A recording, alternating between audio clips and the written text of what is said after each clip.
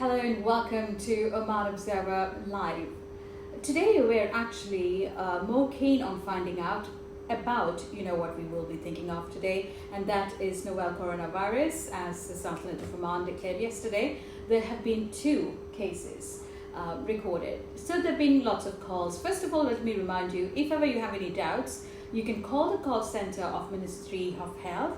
They're operating from 7:30 a.m. till 9:30 p.m. in the evening, and you can call them at 2444 1999. Any questions or precautions that need to be taken, you got to press 2. So if you need it in the English language, or press 1 for Arabic. So it's a very useful way of actually getting to know what is available in the current status. You can ask all your doubts at the call center. However, today we're lucky enough to be here at the Ministry of Health, where we have an authority on the very topic of infectious diseases. And he is a professor specializing on infectious diseases, Professor Eskild Petersen, University of Aarhus from Denmark. And of course, it is a pleasure to welcome you to our program. Thank you very much. Everyone's got this in their mind, and that is, of course, novel coronavirus. We understand there have been at least 260 monitoring cases that are going on right now, gauging whether they have it or not. It is because it takes about 14 days to show any symptoms, I understand. Professor, you're the expert. You can tell us more. Well, what we're doing is called quarantine, and that means that you are isolating people from contacting other people, and that's a standard public health procedure. Because this is a new virus, and we have to learn how it behaves. The 14 days is a security time, so we are sure that it's not infective after 14 days, but actually in real life it's 3 to 6 days, which is the incubation period. 3 to 6 days. Yeah, it's a rapid, but we know that from other virus infections, and 14 days that may be in the extreme situation. So that's what we are doing. Now, a lot of us have been hearing about depends on your immunity level, and professors just actually made it very clear for me that there is no known immunity for this virus because it is new. Right, Professor? Yeah, that's absolutely right. This is a virus that probably came from animals into humans around the 1st of December in China. It's a virus we have not seen before, so we have no immunity because we get immune when we get exposed to a virus like influenza, but this one we have not been exposed to, so all of us have no immunity. That's interesting, but also the other side is we need not press the panic button as long as we take the precautions. Now, why shouldn't we hit the panic button? Because as Professor said, it's completely new for us human, because coronavirus is prevalent in animals. It has been so with SARS and MERS, but this seemed to be different because it skipped different species, would you say? Well, the SARS and the MERS, as you mentioned, are severe coronavirus infections, but we actually have mild coronavirus infections, which gives us common flu. So you have hundreds of different coronaviruses in animals, and this one just happened to jump into humans. The new coronavirus is very much different from MERS and SARS because it seems to be much more infective, so it's much easily jump from one human to another, but it's also much less dangerous. Oh, much less dangerous. Much less dangerous, yes. Correct. I think also if you look at the countries around us and the other countries who are declared had incidents before Oman, we see the incidents where there are people infected, but they're coming out of it. Oh yeah, of course. I mean, you have a lot of infected people when you look at China who recovered, and of course you have people who did not recover, who died from it.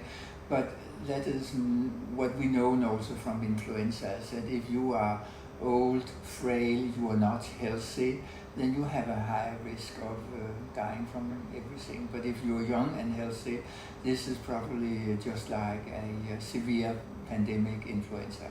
Let's, everybody said avoid crowded places.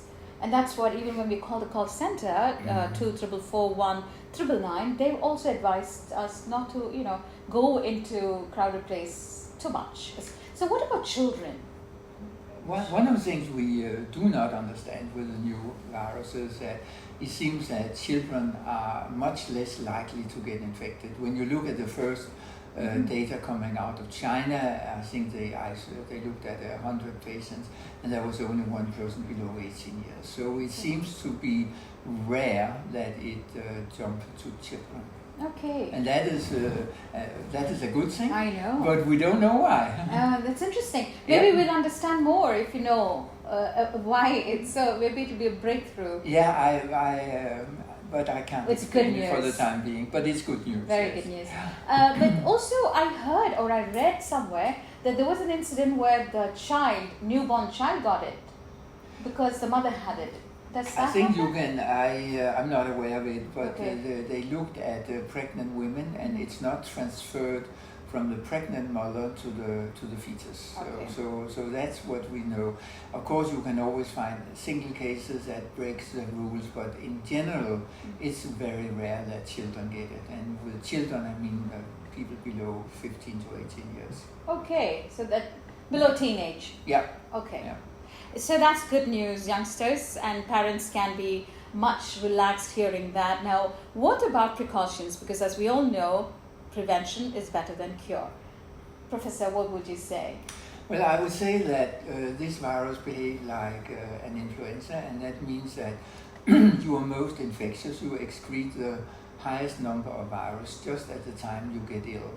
So you are spreading the virus right in the beginning, and then after 3 to 5 days, the virus is low numbers and you are not any longer contagious. As we cannot look at our neighbors in the supermarket whether they are starting to get ill, or when we go to the cinema, or what we are doing, then the precaution to keep distance and avoid mass gatherings, as we call it, is the way we can try to protect ourselves. And if you look at Italy, they cancel some football matches where people are sitting being very close together. But that's what we can do. Let's look at some of the myths, or what generally the public, we've been very excitedly sharing and talking in social media as well.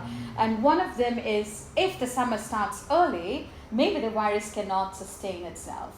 Is that true? Yes, we know from many virus infections which gives you cold, or also from influenza, that it's seasonal, it's influenced by the weather. And influenza in temperate areas is a cold season infection. The coronavirus right now is thriving in Iran. It's winter there. It's in northern Italy. It's also cold, maybe 7 to 10 degrees. So we can hope that the coming of summer will make a difference. But again, this is a new virus, so actually we don't know. But there is some data saying that it could influence how it is, and then it will go down if the hot weather comes. Yes. And there are many more. If you have any questions, you can write to us as of now. Meanwhile, Professor, there are incidents around the world, and there have been panic. However, would you say quarantine is the only method right now to control? Yes, we have no vaccine, we have no drugs which has been tested and work here. So travel restrictions, like I would definitely advise people not to go to Iran at the moment, or China, and quarantine. That is the two things we can do. Controlling our traveling, avoiding mass gatherings, and of course practicing hygiene.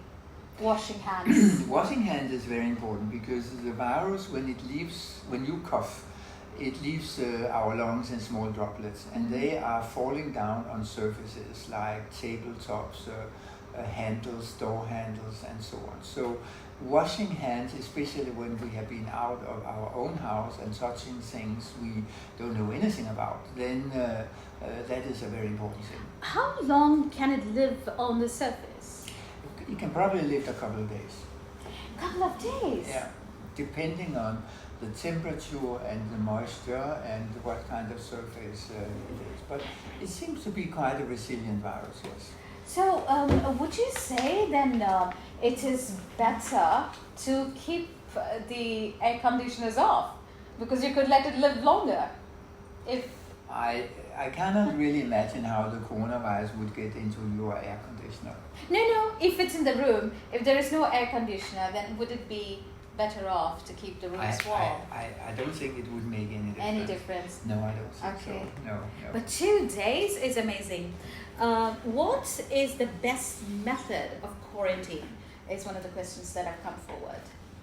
Well, Because I think people want to know, should it be at home or in hospital settings, maybe. Well, given that this is a relatively mild infection, and people would very much prefer to be at home compared to be in a quarantine facility, which is a room somewhere, then we have decided that home quarantine is what we do. And that is also based on the experience from the SARS outbreak in 2003, where there was a huge outbreak in Toronto in Canada, and that was sort of controlled by home quarantine. It's a balance between doing something that restricts people in what they can do, and at the same time being socially acceptable and also medically acceptable. And don't forget that if you start quarantining people in hospitals, maybe in 2 or 3 weeks you need the hospital beds for people who are more sick, and then you don't have them. So it's also a way of reserving the hospital capacity for people who are more ill, if we need it. We don't need it right now, but we don't know what's coming. Right. So what are the precautions we should practice? Let's say somebody in the family is going through the quarantine at home. Yeah. So all of the family members have to move out, right? No, it depends on how your home is, but basically what we're saying is that you should have a single room with your own toilet, and if you leave the room, you need to wear a surgical mask, so any droplets are kept inside of the mask. Don't forget that if a person in a household fall ill, the virus has been excreted in the household before the person fell ill. So the idea is that people in the household have already been exposed, and therefore home quarantine is the way to do it, because it's socially acceptable, and that means people will probably keep it, and if people are not seriously ill, they don't need a hospital bed. Right. Like the 2 cases we have now, they are not seriously ill, so they can stay at home. Now another myth is, of course, Luban, frankincense. Burning of the frankincense is very popular in Oman, and traditionally it has been considered it can kill germs. Does that help in this? I don't think so. I don't think it makes any difference. Oh, really? Okay. So that's to keep in mind. Does sanitizer help in avoiding coronavirus? I know there's a big demand for it. Everybody is going to the pharmacies, but yes. What? Hand sanitizers. Hand sanitizers are a solution which kills germs. So it do of course help you. It's like washing hands frequently. So whether you wash your hands with soap and water or you use a hand sanitizer, it works by removing and killing germs on your hands. And as we just touched with the subject of surfaces being contaminated, it's a good idea. But I mean, if you cannot get a hand sanitizer, then wash your hands. With soap? Or even with water? Yeah, water and soap. Water and soap. Yes. What kind of masks are ideal for prevention? Normal surgical mask, would it help? That's the next question from our viewers. The surgical mask is not tight fitting to your face, so it doesn't prevent you from getting virus into your lungs. The surgical mask is used when you are infected and you are coughing up virus. Then the surgical mask will keep the virus within the mask. If you want to protect yourself from virus from the outside, you have to use what is called the N95, which has a filter. And it's a tight-fitting mask. The problem with the N95 is that it's so tight-fitting that you very quickly become it becomes warm and wet inside. So it's not something you can Practical. wear for hours. Yeah, or going out for work. No. Okay. Of course, our next question coming up, children, how can we protect them while sending them to school? That's the next question. But actually, Professor had earlier mentioned that children have been quite safe. It's not been passing on to them. But this is a question, Professor. I think that is very difficult because you cannot ensure that children are wearing a face mask, and the surgical mask, which is not tight-fitting, will not protect them. So the best advice to school children is that the headmaster or the class master take the children in each break and have them wash their hands. Ah. That is what I would say. This is what you would do in school. But for the time being, we are not particularly worried about the schools because this seems to be not a serious question for children. Okay, teachers then. Yeah, yeah, but teachers, I don't think you can be a teacher talking all the time with an N95 mask on. That's I think true. that is not possible. So what they are talking about in other countries, if they really want to do something, they would close the schools because that you cannot handle it. But I think that what would be reasonable is simply to have the children wash their hands in every break. Okay. That would be my advice. That is interesting, actually. Yeah. That is something to think about. And so more questions coming up. Any medicines or vitamins help to improve our immune system? Thank you for the questions. You can continue to ask us as long as Professor is willing to give us his time. I think not. If you About are vitamins if and you are a healthy person and you have a healthy diet, then it will not help you to eat different medicines. There have been a lot of discussions about vitamin C. That's 50 years ago it came up that it could protect you. Also about, vitamin E play a role in your immune system, but if you have normal levels of these vitamins in your body, I don't think there's any proof that eating a lot more will actually help you. And especially in a short No, term, to have instant remedy. I don't think so. I know that there's a lot of unlicensed medicine which claim to enhance your immune system, but basically I don't believe it. You don't? No. Okay. I don't know what it is to enhance my immune system. I don't know Other how to do than that. eating healthy. Yeah. Well, speaking of food, a lot of people have been advised in all advisories that make sure if you're eating meat or non-vegetarian food, it's cooked well. Why is that? There's been a lot of stress on that make sure it's well done. I have no idea. I think Oh, it really? doesn't make any sense. This is a virus which is transmitted through the air by droplets from one person to another. And whether you cook your food or not, there can be other reasons for it, but not this virus. There's not any connection with well-cooked food and this virus, no. What has fascinated me and shocked me is that the virus, the droplet, if it is anywhere on a surface, can actually live up to 2 days where it is. Now, the next question is it advisable to give flu vaccines to children? That's an entirely different topic. Yeah. The flu vaccine is a different virus. It gives you no protection against this coronavirus because it's completely different.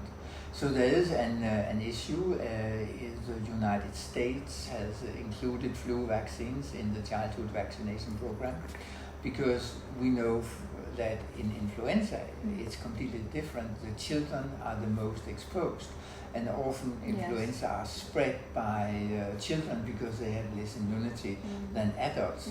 But but it's a completely different issue, and it seems that these new coronavirus behave quite differently from the influenza viruses. But in influenza, it may make sense to give vaccine to children. Okay, so that's one of the reasons Professor mentioned much earlier in the interview, if you've just joined us, that this particular novel coronavirus, we'll stick to the word novel coronavirus to make specifically clear that we are still talking about it and not use the code, because it seemed to be impacting or having an impact on adults more than children, anybody less than 18 to young age. So that's why doctors been very clear that these are two different issues about the flu vaccines and coronavirus, which till today there is no medicine. Is it safe to send kids to school? Is our next question from our viewer. I think so, absolutely, yes. I mean, we had 2 cases in Oman, and they were infected in Iran. Mm-hmm. They were not infected here. As far as we know, we have no circulation in the society. So I would say it's absolutely safe to send your children to school. Of course it is. Can this virus spread to pet animals? Because it has originally come from animals? This is a very interesting question. Well, I don't know. What we know so far is that this virus probably came from bats. Bats, yeah, that's bats. Right. And it probably had an intermediate host in pangolins, which is a wild animal that the Chinese eat. Mm-hmm. I don't think that it can spread to cats and dogs, not to my knowledge, but I'm not an expert. Mm-hmm. But again, these viruses, many viruses, they are very specific to the animals they can infect. Like this virus was very specific to bats, and then it mutated, and that gives it the possibility to move into humans. But whether it can move, it depends on which kind of proteins are the surface of the cells in your nose and throat, and the cells of the nose and throat in your cats and dogs. And I don't know that. Okay. I'm not a vet. Interesting. Interesting. Couple more questions for me. I find that very interesting when a doctor actually talked about the masks. Your questions were on masks. I just want to say, doctor, when you said you can't prevent it from entering your lungs, because that is actually happening. What happens, right, with novel coronavirus? It goes to the lungs, and that's where the problem is. Yes. That's why we hear about pneumonia cases and bronchitis. I think that the way it works, and we know that very well from influenza, is that your upper respiratory tract, your nose and throat, is actually a filter. So most of the virus you inhale will stick in your nose and will not enter the lungs. Okay. But if you are exposed to a very high dose of virus, this filter cannot cope, and then it goes into the lungs, and then you get the pneumonia, and it's a lung infection, which is a serious infection here, because then you get respiratory failure if it's serious. But if you have the upper respiratory tract, it's just like a common influenza, and you're not getting seriously ill. I read somewhere that to test how well you're doing, if you do have to worry, to take deep breath and try to hold it and exhale and inhale in the same way. If you don't cough in between, you're okay. Now, I don't know if it's just a myth or... I don't know either. I think that the most important measure we have to see how people do it is actually to count how many times per minute do you take a breath when you are resting. So if I'm resting, I would take a breath maybe 20 times. But if you are having a severe pneumonia, you may do it 30 times. And that's clearly too much. And you'll be breathing faster? Yeah, you are breathing frequency. If that is going up, that shows that your lungs have problem to get enough oxygen into your blood. So the breathing frequency when you are resting is a very good measurement for how you are doing. Okay, good. Yeah. So that's something we could all practice. But also remember that it's also a flu season because of the fluctuating of temperature. So it's something that we should not panic about.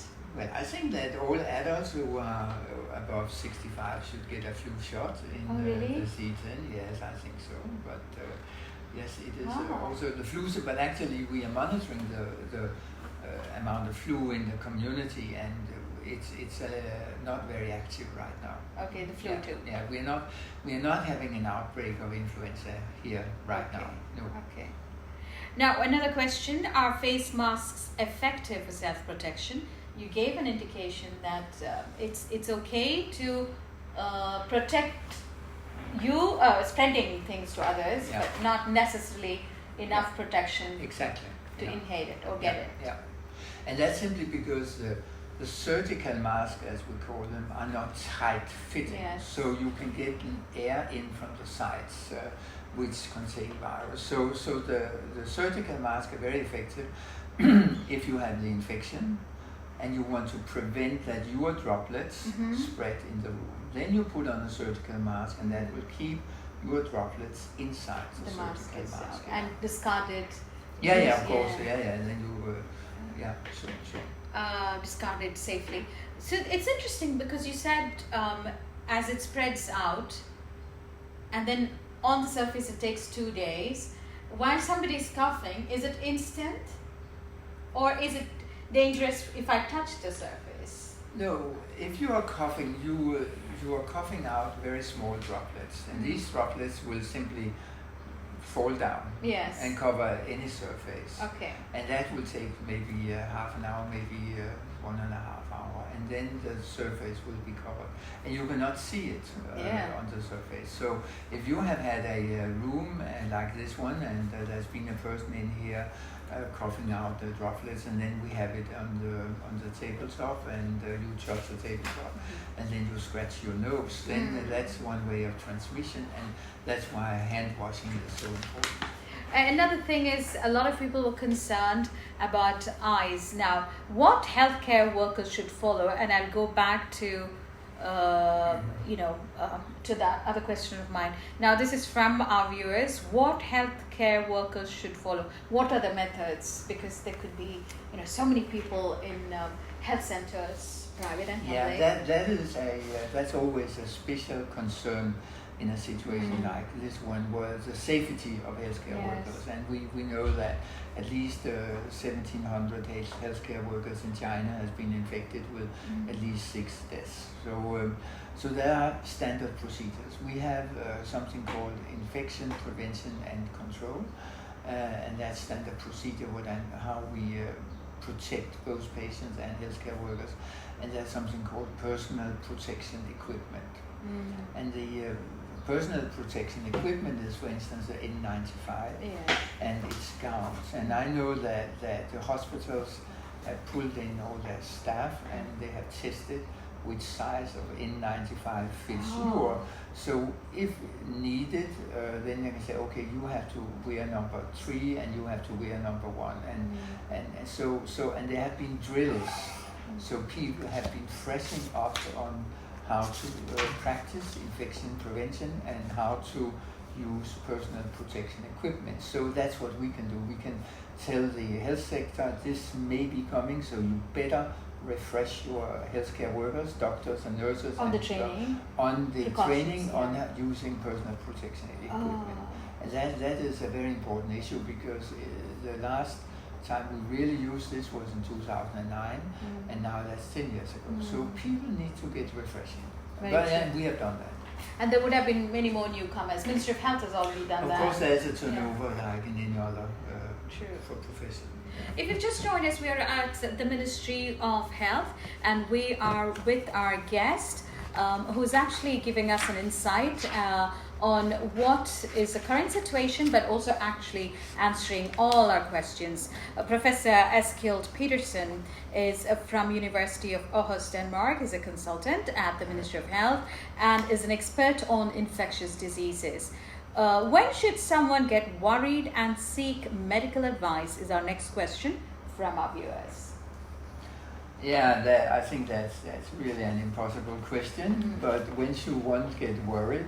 I think that if you have a high fever and you start feeling shortness of breath, then you should contact your health center, because you may have influenza, you may have a common pneumonia, but you may also have this new coronavirus if you, for instance, have a relative who have been in Iran and so on. And but high fever, soreness of throat, cough, and especially if you have shortness of breath, because shortness of breath is a symptom of a pneumonia.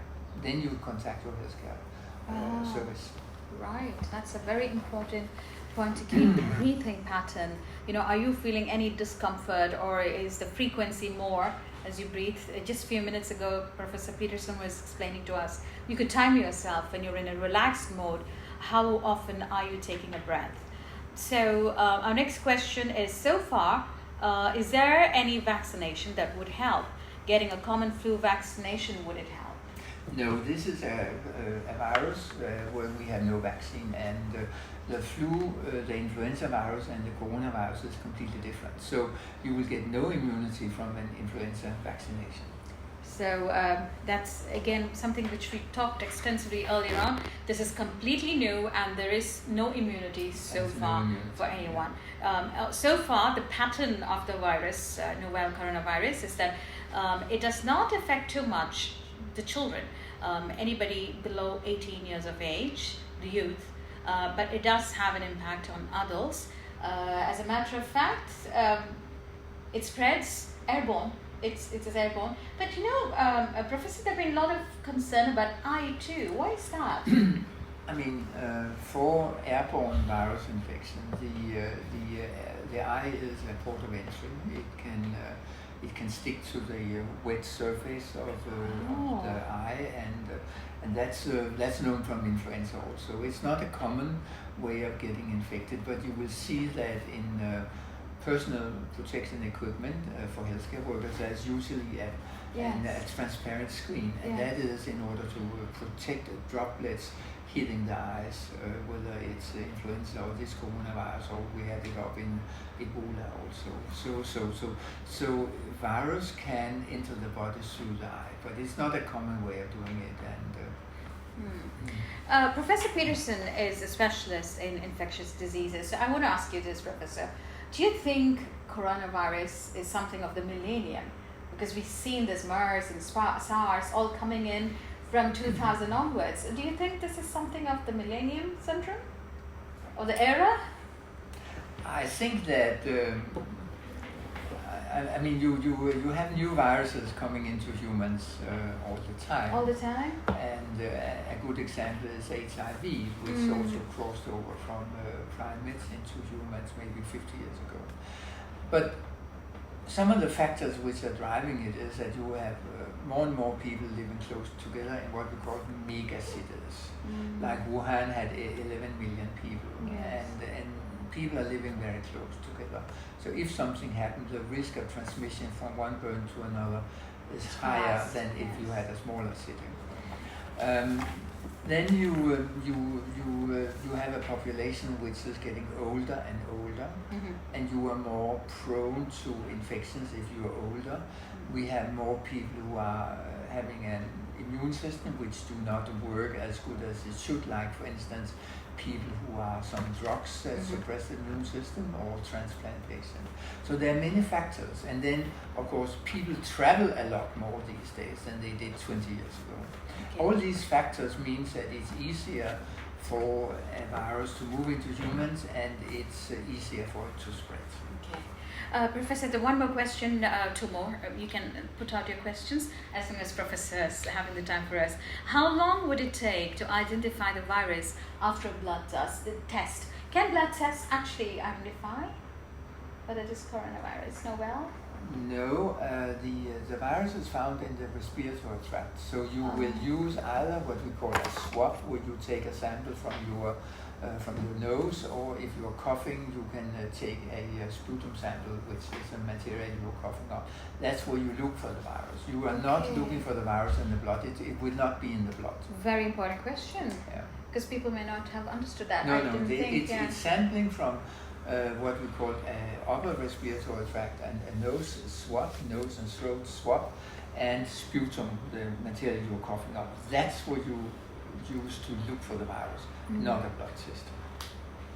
And that is why the respiratory is a problem, leading to pneumonia or bronchitis, right? Yeah. Okay.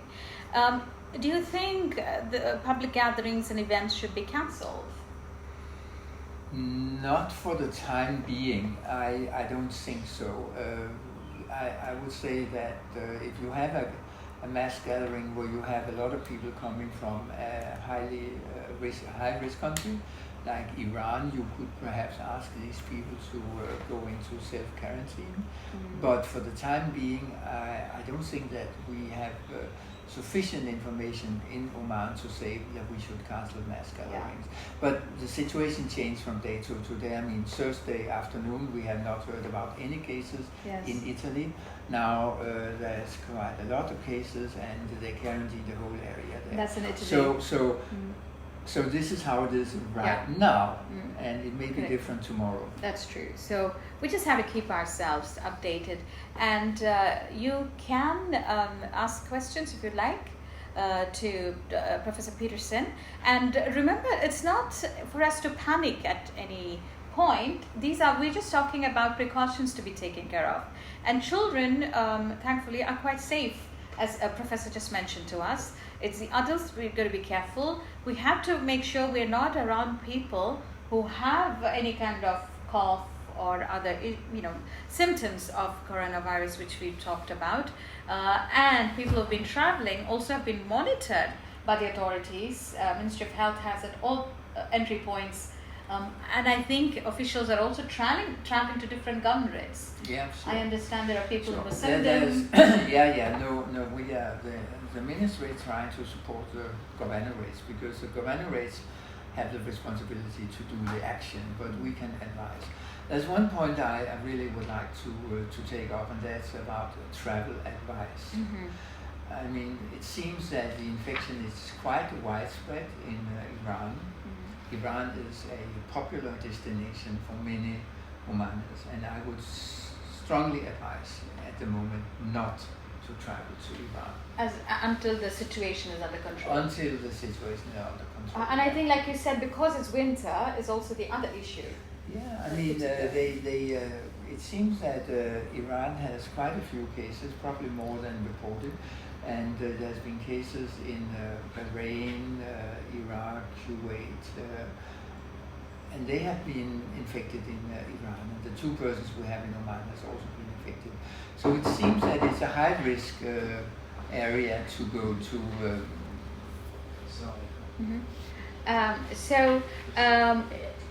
If you've just joined us, this is where we are at the Ministry of Health, where the officials are having a series of meetings and keeping, obviously, all precautions in place. So we're very grateful to the Ministry of Health, Oman, for giving us this opportunity, and to you, Professor Petersen.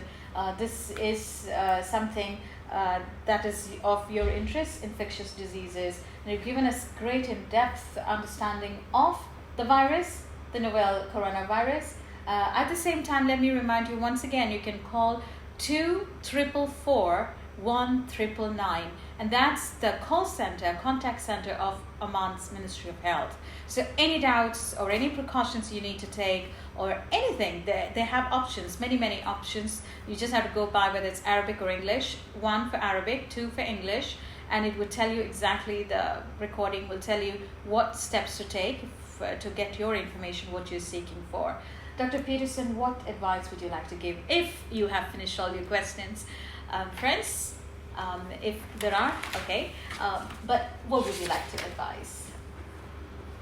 Generally, you've given us a great number of points to remember. No, I would just say that people should be alert, but they should not be scared. This is probably will turn out to be very much like the influenza pandemic in 2009. We were not scared during the pandemic because influenza is something we know, and the difference is also we have a vaccine. But it is you should be alert. You should listen to the news. But this is part of life, and it seems to be at the same danger level as a serious influenza. So this is not Ebola. Yeah. Definitely not. Okay. So keep updated, listen to the news, because the situation is changing from one day to another, I would definitely advise people not to go to countries where there's a much more of this infection compared to what we have, and that is especially Iran. That is the current situation right now, and so far the best method countries have successfully managed the virus is through quarantine. So that's in place as well. Yeah. Our next question, what about people working in travel industry? That would actually mean not just the agents, travel agencies here, but I think pilots, air hostesses, right? You mean everybody who would be flying and things. So should they keep in mind anything? Because they have to go as business as usual. But of course, if you are in contact with a lot of people from other countries, and especially if you are within 1 or 2 meters of these people and they are coughing in an airplane, then you would be exposed. I don't think there's so much you can do about it because this is your job, and there's a small risk. But it's like working in the healthcare center. We also have a small risk, and we think we can manage it. And if we can't manage it, then we should seriously think about finding another job. But there is a small risk, but there's also a small risk going down to the supermarket, also a small risk going to the mosque. Or maybe they can wear the mask while they're on the flight? Yeah, but I think that's up to the airlines to take the decision what to, and I haven't seen it yet. I have not seen air hostesses wearing a face mask yet. Well, we thought about it first, and I think if it makes you feel better, talk to the authorities, whichever airlines you work for, and then ask, is it okay? I would rather say that if I'm sitting next to a person in an airplane coughing, I would put a surgical mask on him, so he keeps the droplets inside. That's what I would do. That's true. And that's what the airline personnel, they can spot people who are not doing well, and then talk to them and try to assess if this is a risk. Contain it that way. Yeah, I think so, yes. Interesting. So you said 1 meter to 2 meters. So how far is the safe distance? Well, if you look, is this a safe distance? Not quite. Okay. If you look, there has been some reports, for instance, of influenza outbreaks in airplanes. Mm-hmm. And what they have found is that it's 3 rows in front of you and 3 rows behind the person who was ill. That is really the high risk group. For the rest of the aircraft, it's not really a high risk. But 3 rows in front and 3 rows in back. So we usually say about 2 or 3 meters. After that, if it's droplets, it has sedimented down. Okay, great. So I guess that's it for today. Thank you for joining us and for sharing with us your thoughts, your questions. And remember, the call center number of Ministry of Health is 2444 1999. And Dr. Petersen, thank you so much for giving us your time. You're most welcome. We really, really appreciate it. You're most welcome. Thank you. And I'm sure all of you appreciate it too. And from us, Oman Observer, thank you for joining us. Have a pleasant day.